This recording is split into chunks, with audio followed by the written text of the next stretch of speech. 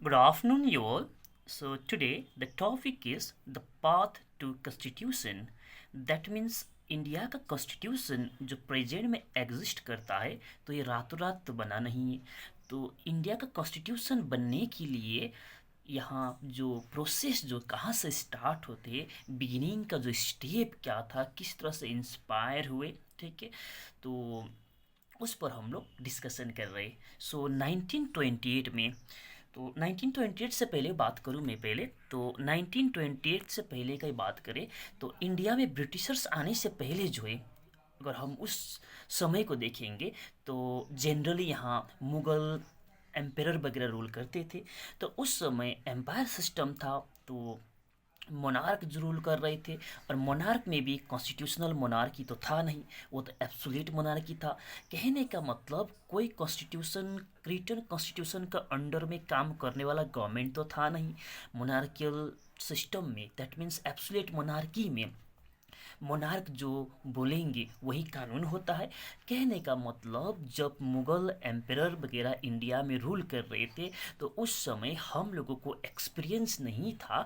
जो भी गवर्नमेंट यहाँ रूल कर रहे थे, तो कॉन्स्टिट्यूशन का अंडर में किस तरह से काम करे वो एक्सपीरियंस नहीं था। ओके। तो अब जैसे ब्रिटिश रूल इंडिया में स्टार्ट होते हैं, और ब्रिटिश रूल स्टार्ट होने का साथ साथ बहुत सारा प्रॉब्लम्स वगैरह भी क्रिएट होती है। और हम लोग जो है ब्रिटिश डोमिनेशंस का, डिस्क्रिमिनेशंस का अगेंस्ट में जब लड़ाई लड़ते रहे। और इसी तरह से 1928 का बात करेंगे।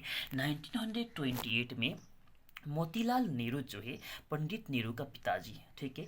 और 8 अदर कांग्रेस का लीडर्स जो है, ये लोगों ने मिल करके इंडिया का कॉन्स्टिट्यूशन का एक ड्राफ्ट तैयार किया है। इंडियन कॉन्स्टिट्यूशन का एक ड्राफ्ट तैयार किए।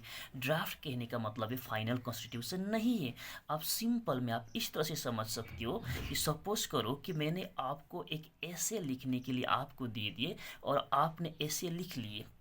तो आपने जो ऐसे लिखे उसमें बहुत सारा इरर्स वगैरह भी हो सकते, तो वो एक तरह से ड्राफ्ट हो गया। और जब हम उसको पूरी तरह से चेक करेंगे, इरर्स को फाइंड आउट करेंगे, उसको ओमिट करेंगे, तो फिर वो फाइनली अप्रूव होता है। तो इसी तरह से ड्राफ्ट मतलब फर्स्ट ये एक इनिशियल स्टेप हुआ। दैट मीन्स 1928 में Motilal Nehru and 8 other Congress leaders जो है, ये लोग मिल करके इंडिया का कॉन्स्टिट्यूशन का एक ड्राफ्ट तैयार करने का काम किए। कहने का मतलब इंडिया का कॉन्स्टिट्यूशन कैसा होगा, तो उस पर ये लोगों ने फर्स्ट एक स्टेप लिए, उस पर सोचे कि इंडिया का कॉन्स्टिट्यूशन कैसा होना चाहिए, ठीक है। और 1928 में ये लोगों ने, दैट मीन्स मोतीलाल नेहरू और 8 कांग्रेस लीडर्स जो है, डिमांड किए ब्रिटिशर्स को। दैट मीन्स ब्रिटिश उस समय इंडिया में रूल कर रहे थे, तो डिमांड किए कि इंडिया को डोमिनियन स्टेटस का दर्जा दिया जाए।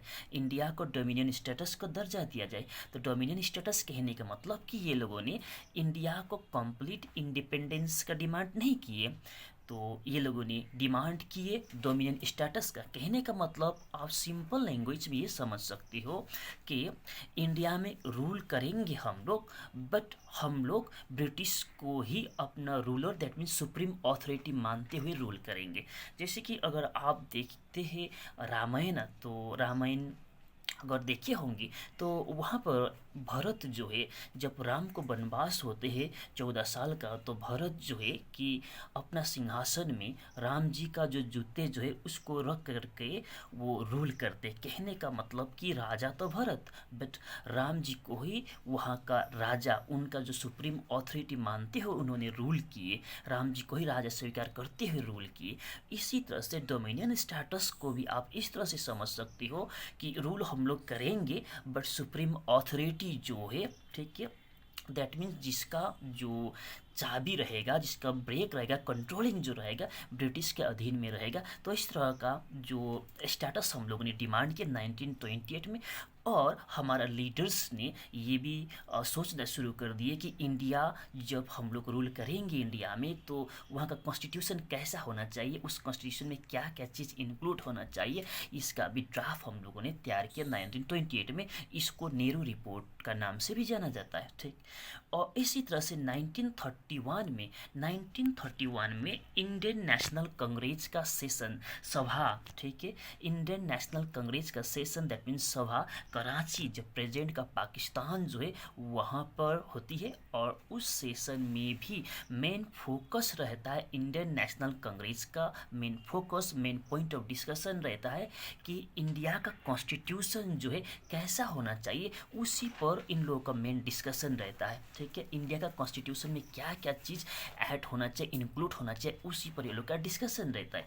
तो कहने का मतलब 1928 और 1931 ये दोनों डॉक्यूमेंट जो है जनरली इंडिया का कॉन्स्टिट्यूशन को ड्राफ्ट तैयार करने में, कहने का मतलब कि इंडिया का कॉन्स्टिट्यूशन में क्या क्या चीज़ इंक्लूड होना चाहिए उसी पर ज़्यादातर डिस्कस होती है। और यहाँ पर मेन आइडियाज़ वगैरह जो इंक्लूड करते हैं वो है universal adult franchise, that means India का कॉन्स्टिट्यूशन कैसा होना चाहिए, उसमें क्या होना चाहिए, यूनिवर्सल एडल्ट फ्रेंचाइज जो है कि सबको मिलना चाहिए। तो यूनिवर्सल एडल्ट फ्रेंचाइज क्या है आप लोग लिखिएगा अगर जानते हैं तो, अगर भूल गए हैं तो कोई बात नहीं। Okay, universal adult franchise. और इसी तरह से right to freedom, right to equality and right of minorities, protect the right of minorities, ये सारा आइडियाज़ वगैरह के बारे में डिस्कशंस चला।